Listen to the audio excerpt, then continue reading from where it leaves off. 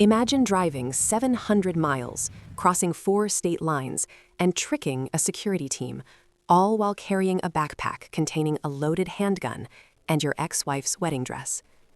On July 18, 2022, the 28th floor of a Chicago luxury high-rise didn't just witness a murder.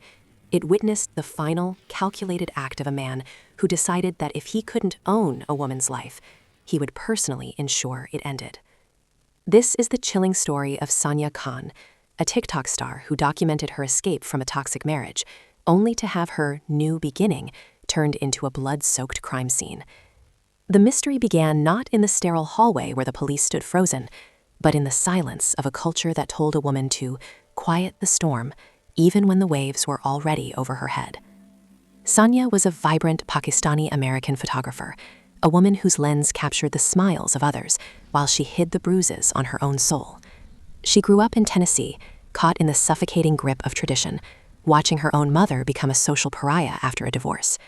Sania promised herself she would be perfect to avoid that shame. And for a moment, the world thought she found perfection in Raheel Ahmad. He was the golden boy, a medical student, a man of prestige. But the mask of the doctor shattered on their wedding day in June 2021. Amidst the red silk and gold embroidery, Raheel didn't look like a husband. He looked like a threat. Over a trivial seating dispute, he slammed a ceremonial sword onto a table, screaming at Sania's family to get out of his sight.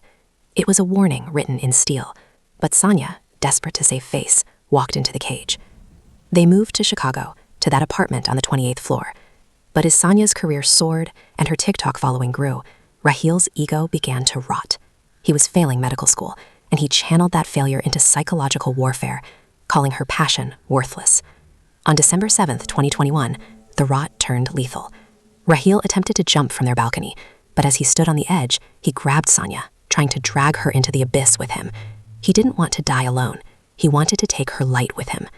When she survived that night, her family didn't call the police. They begged her for silence. Protect the honor, they said. But Sania chose a different path. She used her phone to tell the truth to thousands of strangers on TikTok. She became a beacon for women trapped in the same honor-bound prisons. In January 2022, she finally staged her escape, fleeing the 28th floor with a getaway driver and her camera. She got the divorce, the restraining order, and reclaimed her home. She even tattooed 28 on her skin, not as a reminder of the trauma, but as a badge of her liberation. She thought she was safe, behind the high-tech security of a Chicago skyscraper. She was wrong.